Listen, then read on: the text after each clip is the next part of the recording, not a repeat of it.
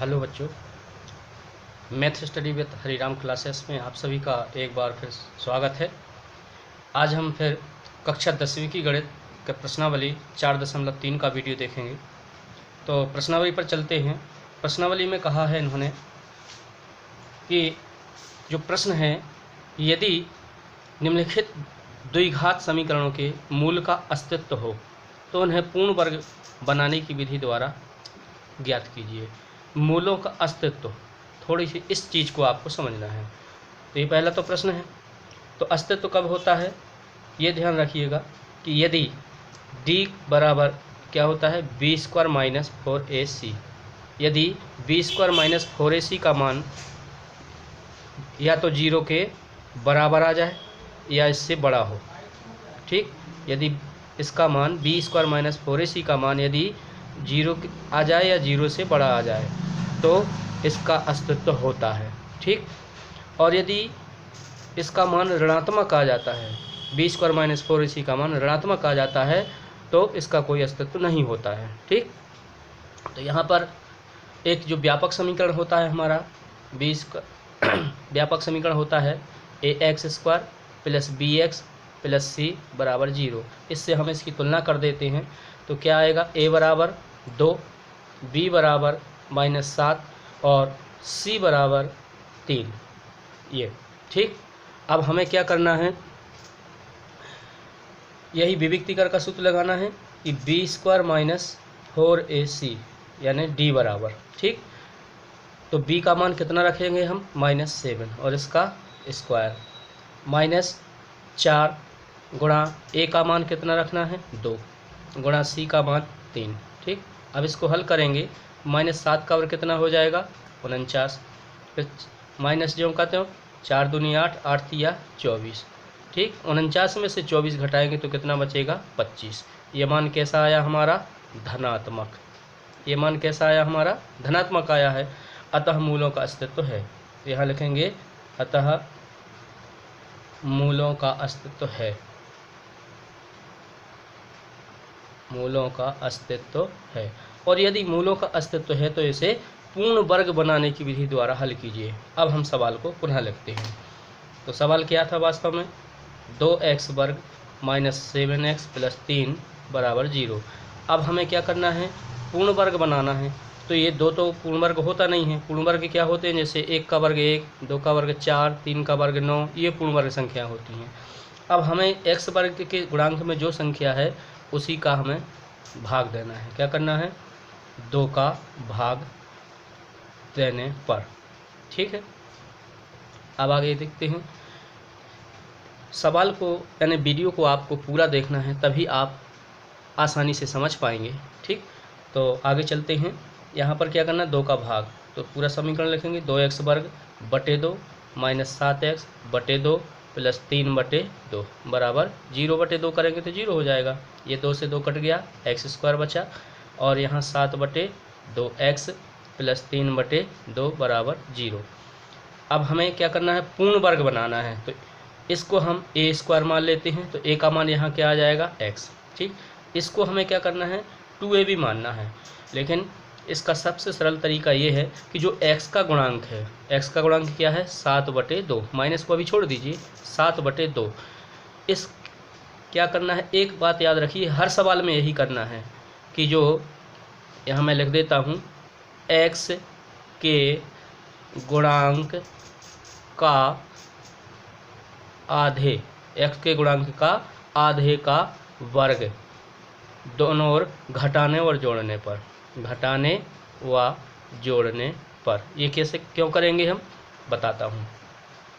अब यहाँ पर 7 बटे 2 है, इसका आधा करेंगे। आधा का मतलब है 1 बटे 2 का गुणा करेंगे तो क्या आ जाएगा, 7 1 हम 7 बटे 2 दूनी 4, मतलब 7 बटे 4 को हम यहाँ जोड़ेंगे और घटाएंगे। तो देखिए x² माइनस 7 बटे 2x क्यों कहते हो, करना क्या है, प्लस 7 बटे 4 का स्क्वायर और माइनस 7 बटे 4 का होल स्क्वायर और प्लस 3 बटे 2 जो कहते हो बराबर 0।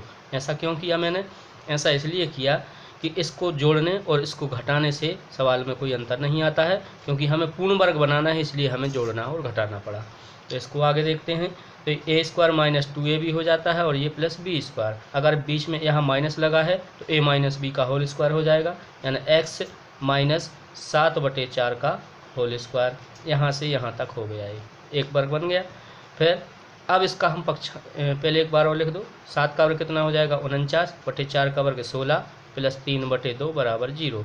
अब इतने पक्ष का हम पक्षांतर कर देते हैं, तो x माइनस 7/4 का होल स्क्वायर बराबर, ये माइनस इधर आएगा तो प्लस का बराबर के सामने जाएगा 49/16 और ये माइनस हो जाएगा 3/2। अब इसका हम एलसीएम लेंगे तो कितना आ जाएगा 16 आएगा। 16 का 16 में भाग एक बार गया तो 49 ज्यों कहते हो, -2 का 16 में भाग 8 बार तो 8 तिया 24। 49 में से 24 घटाएंगे कितना बचेगा 25/16।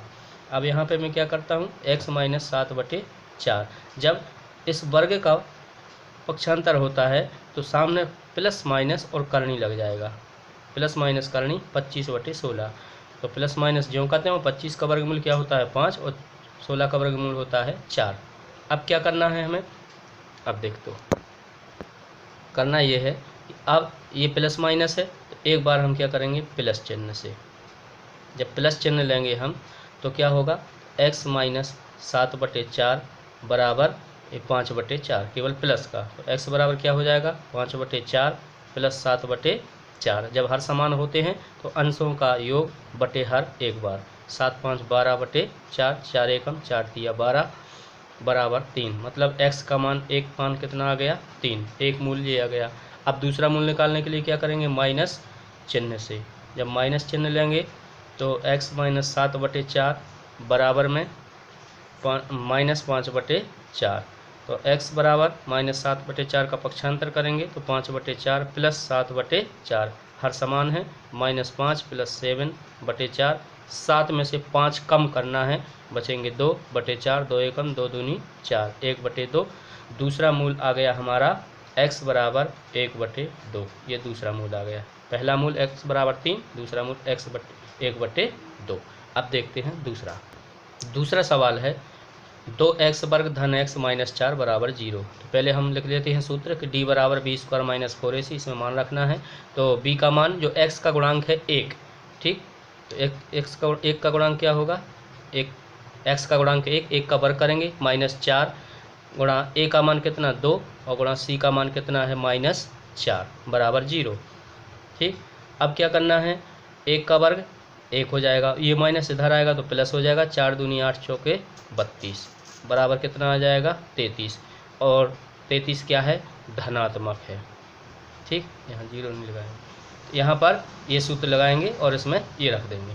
तो जब यदि मान धनात्मक आता है तो अस्तित्व है, मूलों का क्या है अस्तित्व है, और यदि अस्तित्व है तो इसे पूर्ण वर्ग विधि से हल कीजिए। तो यहाँ पर क्या लिखेंगे 2x वर्ग धन x माइनस 4 बराबर 0। सवाल पुनः लिखेंगे। अब क्या करना है, जो x वर्ग का गुणांक है उसी का भाग देना है पूर्व में। ठीक, तो क्या लिखेंगे 2 का भाग देने पर, प्रक्रिया वही है। तो 2 का भाग देंगे तो 2x वर्ग बटे 2 प्लस x बटे 2 माइनस 4/2 बराबर 0/2 करेंगे तो 0, 2 से 2 कट जाएगा, x स्क्वायर प्लस x बटे 2 माइनस 2 एकम 2 दूनी 4 माइनस 2 बराबर 0। अब वही प्रक्रिया मैंने बताई थी कि x का गुणांक क्या है 1/2, x का गुणांक है 1/2, इसका आधा करेंगे तो क्या हो जाएगा 1/2 का गुणांक और हो जाएगा, यानी 1/4। 1/4 का वर्ग जोड़ने और घटाने पर यहाँ लिखेंगे x वर्ग धन x/2 ज्यों का त्यों, तो क्या करेंगे प्लस 1/4 का वर्ग एक बार जोड़ना और यहीं पे एक बार घटाना है, फिर -2 ज्यों का त्यों बराबर 0। अब क्या होगा, ये यहाँ से यहाँ तक a प्लस, अब दोनों चिन्हों में क्या है प्लस है तो a प्लस बी का होल स्क्वायर, मतलब a किसको माना हमने x को और b किसको मानेंगे 1/4 को। तो x प्लस 1/4 का होल स्क्वायर माइनस 1 का वर्ग 1/4 का वर्ग 16 माइनस 2 बराबर 0। अब इसका हम पक्षांतर कर देंगे तो x प्लस 1/4 का होल स्क्वायर बराबर 1/16 प्लस 2/1 कर देंगे। इसका एलसीएम लेंगे 16 आएगा, तो इसका जब 16 का किसी संख्या से गुणा करने पर एलसीएम आता है तो तिरछा गुणा कर सकते हैं, 1 एकम 1 प्लस 16 दूनी 32। तो x प्लस 1/4 का होल स्क्वायर बराबर 32 और 1 कितना हुआ 33/16। स्क्वायर का पक्षांतर करेंगे तो क्या हो जाएगा प्लस माइनस करनी के अंदर 33/16। अब यहाँ पर प्लस माइनस ये 33 का वर्गमूल तो होता नहीं है, करनी के अंदर 33 और बटे में 16 का वर्गमूल 4, जिसका वर्ग जो पूर्ण वर्ग है वो करनी के बाहर आ जाता है। अब क्या करेंगे हम प्लस चिन्ह से, जब प्लस चिन्ह से करेंगे तो x प्लस 1/4 बराबर करनी 33/4।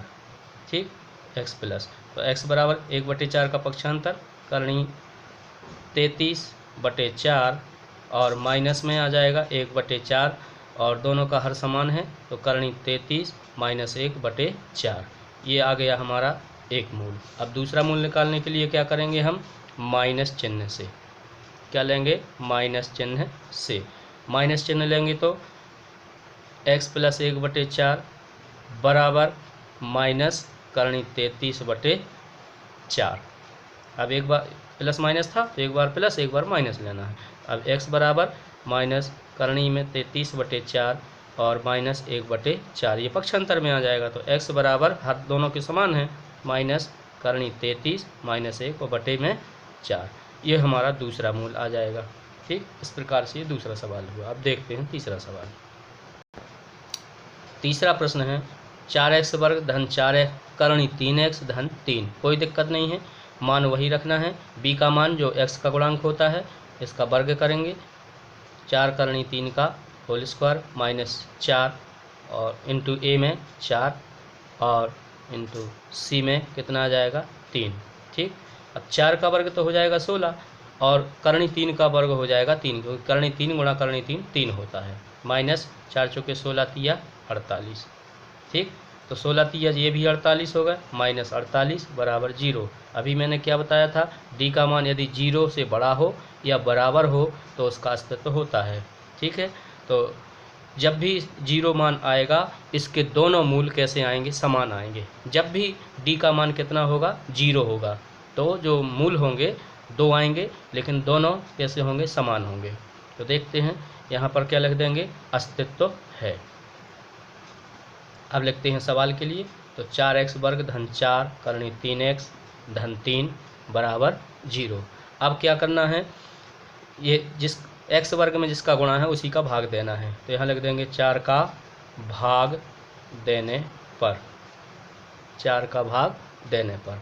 तो अब क्या करेंगे, 4x वर्ग बटे 4 प्लस 4 करनी 3x बटे 4 प्लस 3 बटे 4 बराबर 0। ये 4 से 4 कट गया, यहाँ 4 से 4 कट गया, बहुत अच्छी बात है। x स्क्वायर प्लस करनी 3x, जितना कटे उतना अच्छा है, प्लस 3/4 बराबर 0। अब क्या करना है, x का जो गुणांक है वही काम करना है। x का जो गुणांक है उसके आधे का वर्ग करना है। तो आधे का पहले क्या करना है, आधा करके उसके वर्ग को जोड़ना और घटाना, मतलब करनी 3/2 का क्या करना है, वर्ग, जोड़ना और घटाना। तो x स्क्वायर प्लस करनी 3x प्लस में करनी 3/2 का स्क्वायर माइनस करनी 3/2 का होल स्क्वायर और प्लस 3/4। अब यहाँ से यहाँ तक ये पूरी एक सर्वसमीका लग गई, मतलब प्लस का है तो x प्लस करनी 3/2 का होल स्क्वायर और ये ज्यों का त्यों आएगा। इसको हल कर देंगे तो करनी 3 का वर्ग कितना आ जाएगा, 3/2 का वर्ग 4 प्लस 3/4 बराबर 0। अब क्या होगा, 3/4 प्लस का और ये 3/4 माइनस का, ये तो कट गया। अब क्या हो जाएगा, करनी 3/2 का होल स्क्वायर है बराबर 0 है। तो x प्लस करनी 3/2 का होल स्क्वायर का पक्षांतर करते हैं तो प्लस माइनस जरूर जाता है और करनी में 0। अब चूँकि करनी 0 का कोई वर्ग या वर्गमूल नहीं होता है तो यहाँ पर सीधा लग सकते हैं, यदि प्लस माइनस ना भी लगाएं तो x बराबर क्या आ जाएगा, माइनस के करनी 3/2। अतः मूल क्या होंगे इसके, मैंने बताया था कि जब भी इसका मान 0 होगा तो इसके 2 मूल होंगे। अतः मूल क्या होंगे, माइनस करनी 3/2 कामा लगा के माइनस करनी 3/2, आपको 2 बार ये लिखना पड़ेगा। ठीक, अब देखते हैं इसका चौथा सवाल है 2x वर्ग धन x धन 4। तो यहीं पर विभीतिकर का सूत्र लगाना है। तो क्या सूत्र लगाएंगे, बी स्क्वायर माने एक x का वर्ग क्या होगा, 1 का वर्ग माइनस 4 ब्रैकेट में a का मान कितना है 2 गुणा c का मान है 4। 1 का वर्ग कितना होगा 1 होगा माइनस 4 दूनी 8 चौके 32 बराबर माइनस 31। मैंने बताया था कि यदि d का मान माइनस में आ जाता है यानी ये मान कैसा है, ऋणात्मक। जब मान ऋणात्मक आ जाता है तो मूलों का कोई अस्तित्व नहीं है। यहाँ लिखेंगे अतः मूलों का कोई अस्तित्व नहीं है। और सवाल में क्या कहा था, यदि अस्तित्व है तो पूर्ण वर्ग बनाने की विधि से हल कीजिए, यदि अस्तित्व नहीं है तो इसे आगे हल नहीं किया जा सकता है।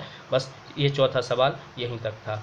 यदि वीडियो आपको पसंद आया हो, अच्छा लगा हो तो अपने दोस्तों को शेयर जरूर करना। यदि आप नए हैं तो कृपया चैनल को सब्सक्राइब जरूर करें और ज़्यादा से ज़्यादा लाइक करें। धन्यवाद।